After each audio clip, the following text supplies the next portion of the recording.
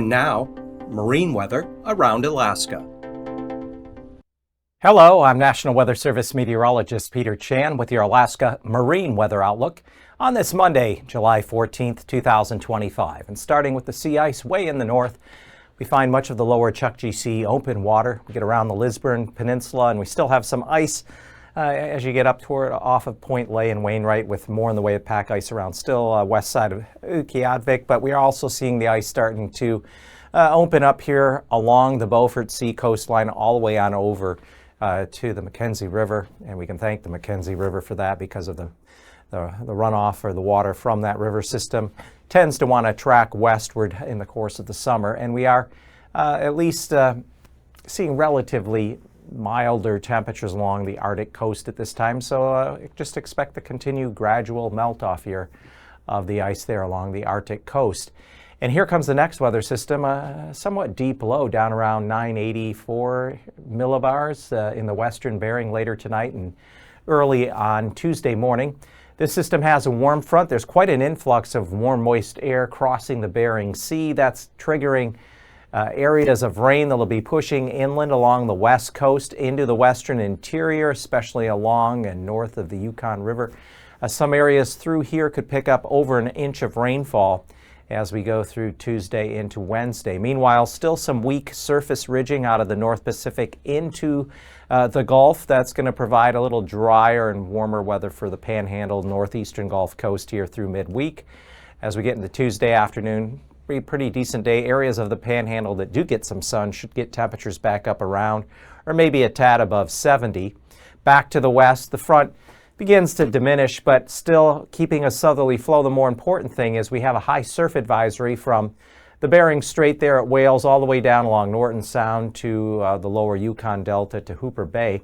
Water levels could run generally 2 to 4 feet above the normal high tide line. A few areas could see it as maybe as high as 5 or 6 feet within Norton Sound, especially from Golovin on through Shaktoolik down to Stebbins and St. Michael. So in the interior, we're going to also see just some general rain or rain showers continuing with a little less of a chance of thunder, just not the same instability.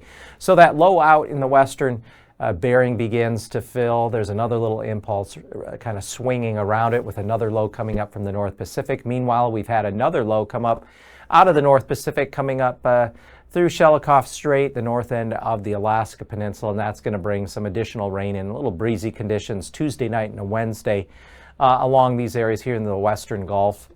And by the time we get into Thursday, that system will have further weakened. But looking at the way the marine forecast is shaping up for the inner channels of the Panhandle, south winds 10 knots, Lynn Canal waves maybe a foot or two. Look for northwest winds 10 knots, Stevens Passage with waves a foot or two. And then down here, Dixon Entrance, we could see northwesterly winds 20 to 25 knots. Waves 3-4 feet around Ketchikan and Metlakatla. Offshore, those 6 to 8 foot waves south of Sitka with northwesterly winds, I should say, all the way from outside of Cross Sound down to off of Craig. Winds will be out of the northwest 20 to 25 knots with waves 7-8 feet. And then more westerly winds as you get up toward Yakutat and Cape Suckling at 15 knots and waves 5 feet. Wednesday, still southerly winds about 10 knots within Lynn Canal, waves a foot or two. Look for northerly winds.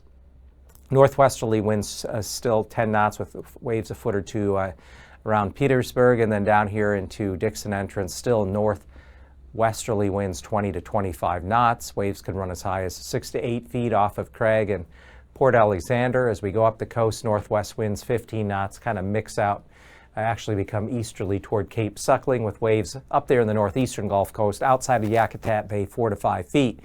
For the northwestern Gulf, winds will generally be outside of Hinchinbrook Entrance to Kayak Island, westerly at 15 knots, waves 3-4 feet there.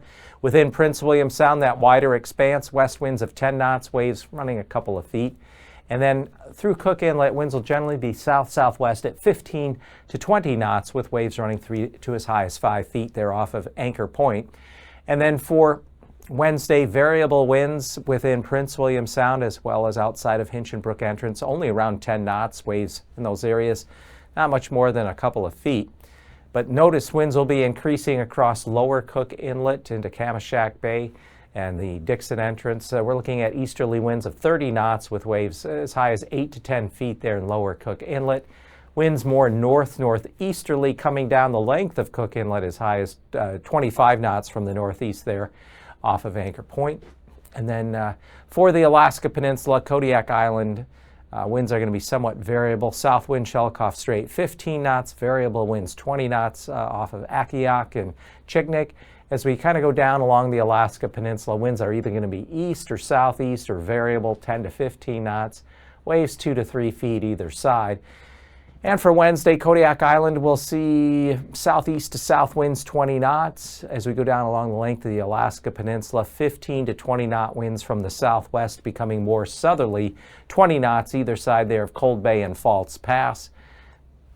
And then the Aleutian chain, the eastern Aleutians, we'll see winds becoming southerly, especially at Nikolsky out toward Atka and Adak. Winds could be 25 to 30 knots from the southwest, veering more westerly 20 to 25 knots there, Kiska to Shemya.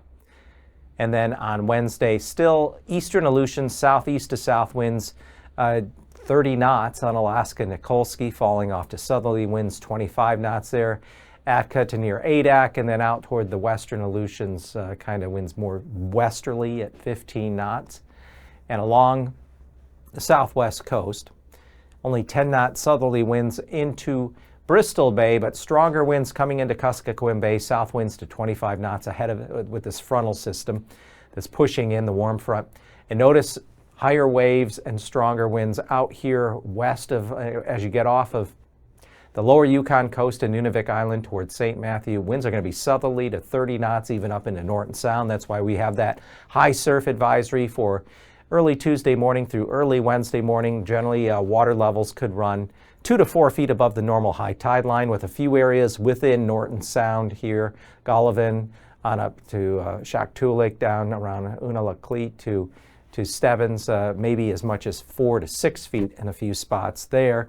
And even southerly winds to 30 knots at the St. Paul, St. George with waves 8 to 10 feet.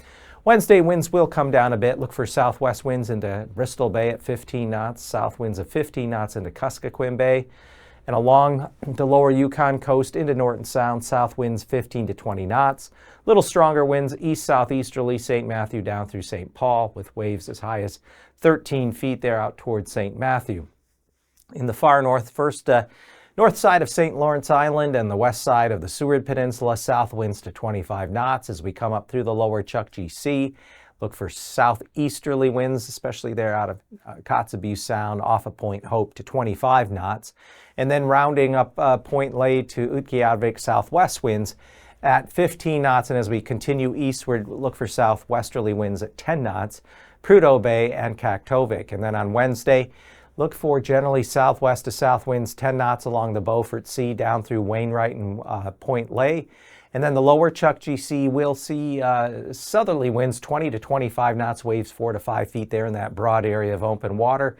And then down along the north side of the Seward Peninsula and north side of St. Lawrence Island, we are looking for southerly winds south-southeast at 20 to 25 knots with waves 5 to 7 feet on Wednesday.